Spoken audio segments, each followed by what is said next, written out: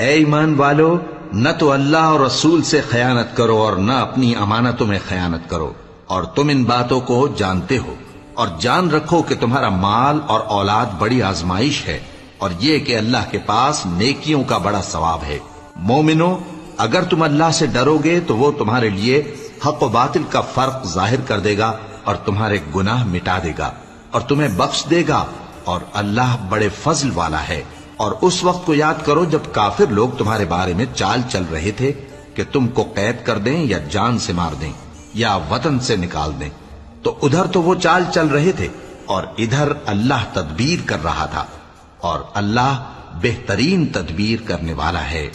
اور جب ان کو ہماری آیتیں پڑھ کر سنائی جاتی ہیں تو کہتے ہیں یہ کلام ہم نے سن لیا ہے، اگر ہم چاہیں تو اسی طرح کا کلام ہم بھی کہہ دیں، اور یہ ہے ہی کیا، صرف اگلے لوگوں کی حکایتیں ہیں۔ اور جب انہوں نے کہا کہ اے اللہ